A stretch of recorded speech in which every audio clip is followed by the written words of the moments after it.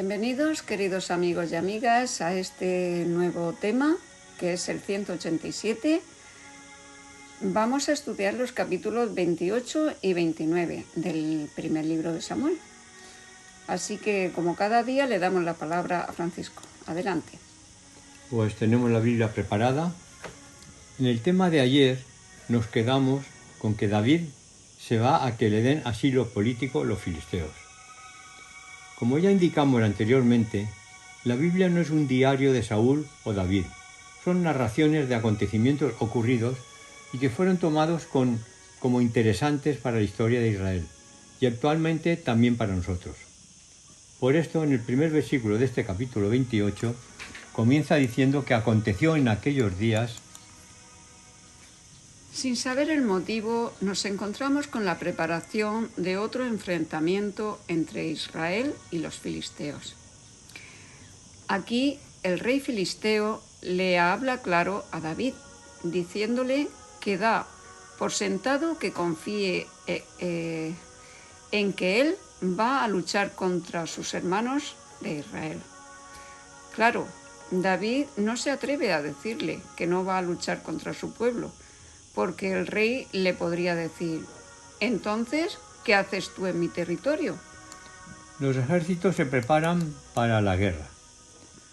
El versículo 4 dice así: se juntaron pues los filisteos y vinieron y acamparon en Sunem, y Saúl juntó a todo Israel y acamparon en Gilboa.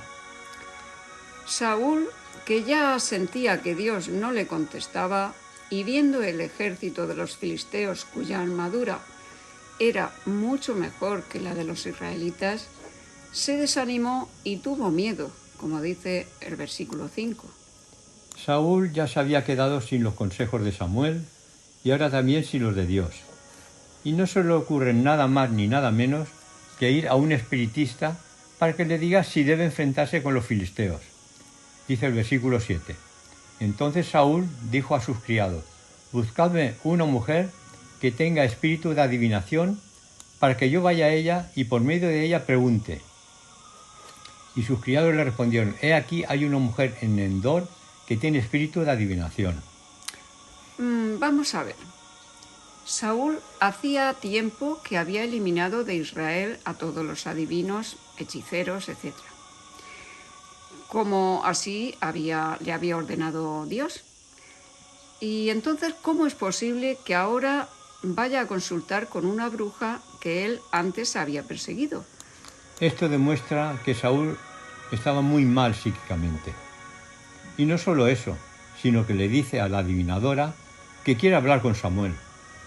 Por supuesto que esta mujer lo engaña simulando que habla con Samuel. Saúl dice que anteriormente había consultado con Dios, pero que él no le contestó. El Señor nunca rechaza a ningún alma que viene a Él con sinceridad y humildad. La respuesta quizás no venga en la forma o en el momento esperados, pero Dios toma nota de la petición y hace lo más conveniente dentro de las circunstancias.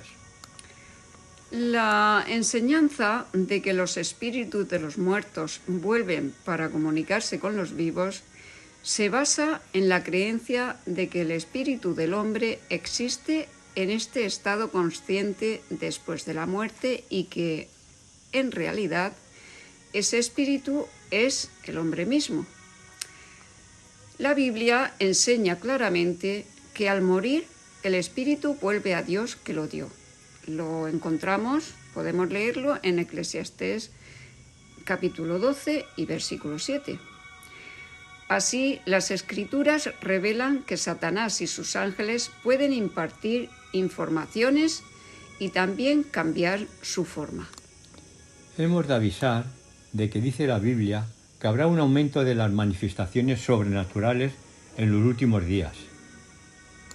Bueno, ahora siguen unos versículos donde la vidente sigue engañando a Saúl sobre su conversación con Samuel. Y al final Saúl queda muy desorientado. Tanto es así que la pitonisa le ofrece comida para ver si se espabilaba. Continuamos este relato pasando al capítulo 29, explicando que David se encontraba en un dilema, pues estaba acompañado acompañando al rey filisteo y a la guerra contra los israelitas, pero por otra parte sería incapaz de guerrear contra sus hermanos. David ya se había dado cuenta de cuánto mejor habría sido si hubiese permanecido en Judá. Si no hubiese sido porque por encima de todas las cosas deseaba ser leal a Dios, el Señor no podría haberlo liberado. Bueno, pues la tarta estaba ya cociéndose y David, en el ejército de los filisteos, no sabía lo que iba a suceder.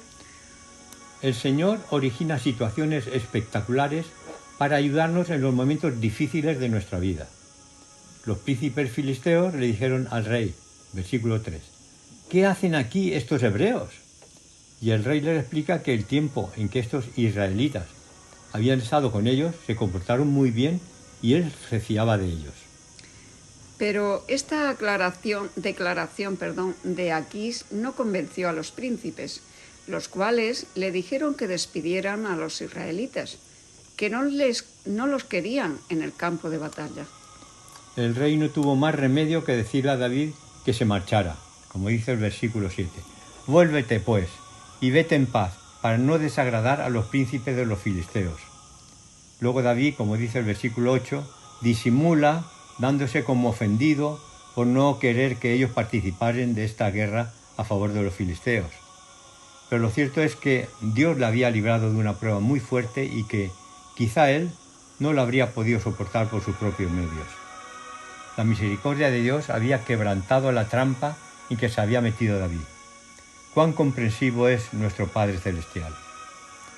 La Biblia dice que el Señor no nos dejará pasar por ninguna prueba que no podamos soportar.